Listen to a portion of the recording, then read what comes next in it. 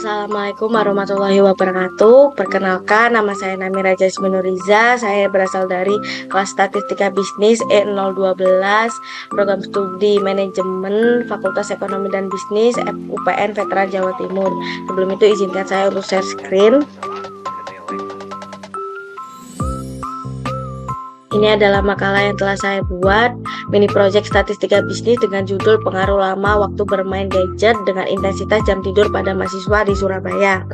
Saya membuat ini guna untuk memenuhi tugas EAS mata kuliah statistika bisnis yang diampu oleh dosen Ibu Ira Wirakartika SEMM. Langsung saja kita masuk pada pembahasan, yaitu analisis hipotesis. Analisis yang saya gunakan dalam penelitian ini adalah analisis regresi sederhana untuk menguji ada tidaknya pengaruh antara lama waktu bermain gadget dengan intensitas jam tidur mahasiswa di Surabaya.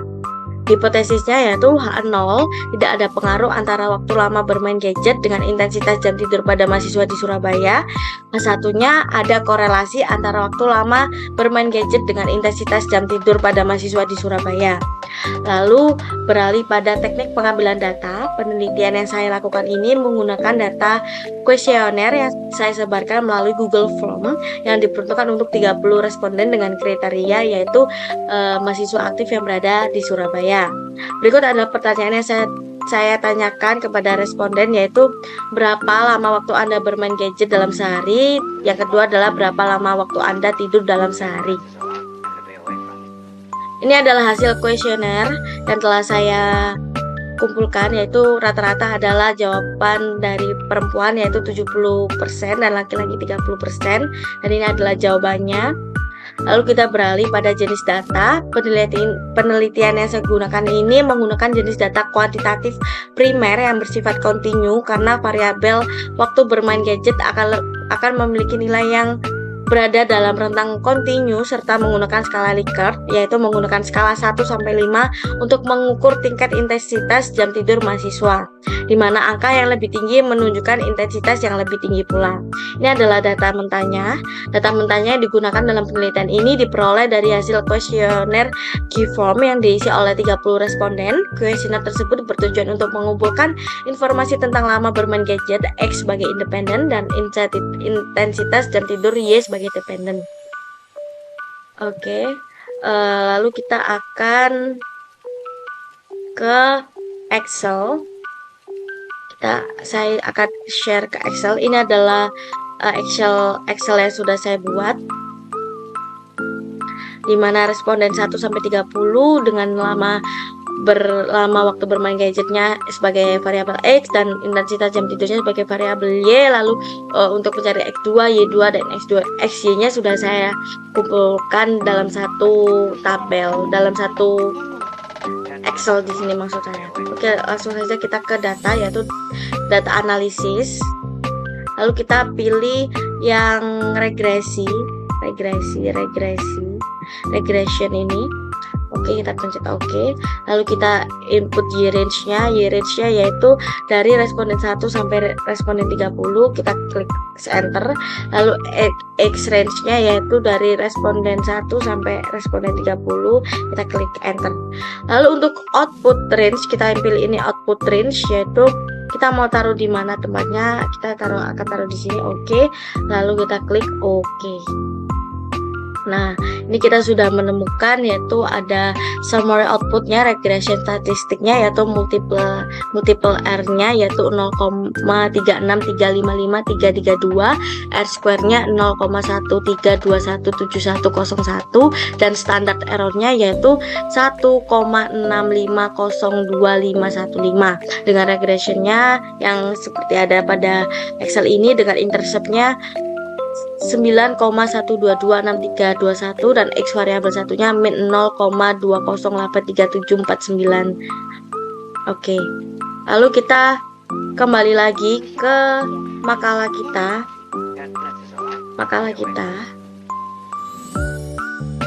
Nah, Udah, ini adalah responden 1 sampai 30 sesuai data. Lalu kita masuk pada hasil pengolahan data yang tadi ada pada Excel, yaitu summary outputnya, yaitu multiple R-nya 0,3635532, R-square-nya 0,132177101, standar error-nya 1,65025515. Lalu kita masuk pada hasil interpretasi data, yaitu saya menggunakan taraf nyata 5%, yaitu 0,05.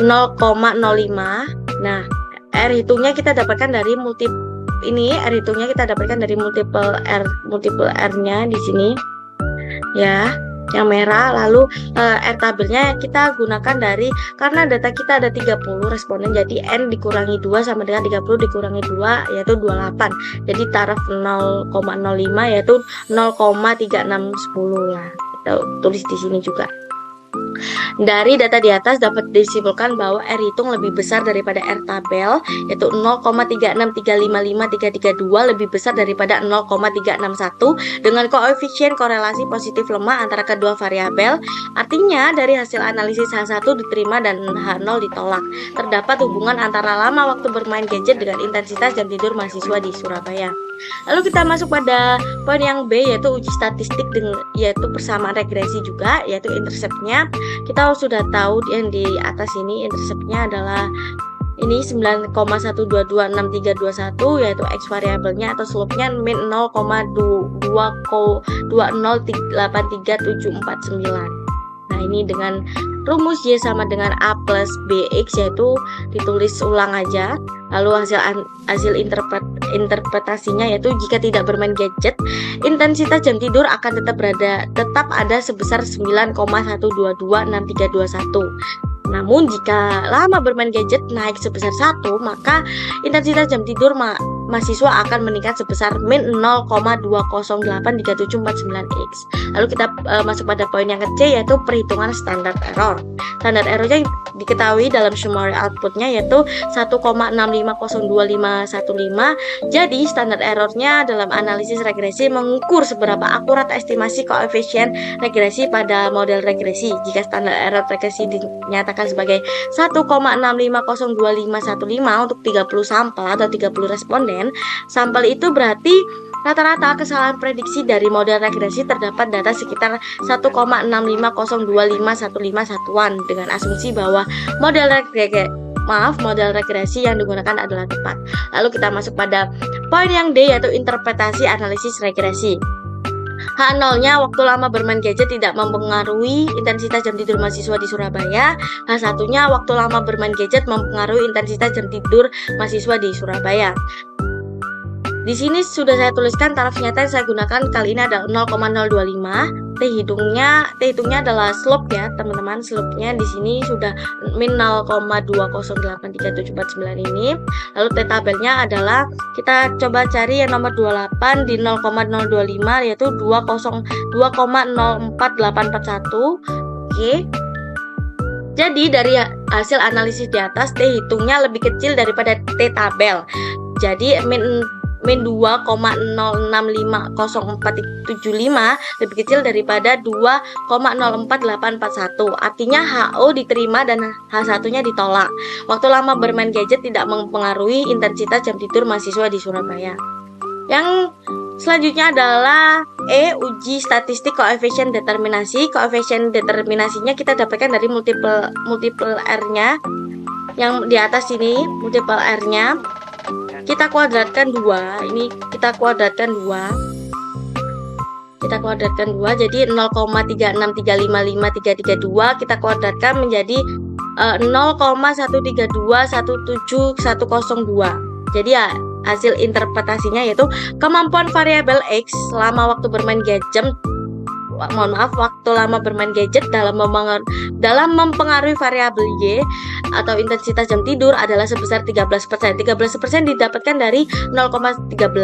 Sedangkan sisanya sebesar 87% dipengaruhi oleh variabel lain. Jadi 100 dikurangi 13% sama dengan 87%. Lalu kita masuk pada bab penutup, yaitu jadi berdasarkan analisis korelasi H1 diterima dan H0-nya ditolak, sehingga kesimpulannya adalah terdapat hubungan antara waktu lama bermain gadget dengan intensitas jam tidur mahasiswa di Surabaya, sedangkan perhitungan koefisien regresi waktu lama bermain gadget tidak mempengaruhi intensitas jam tidur mahasiswa di Surabaya.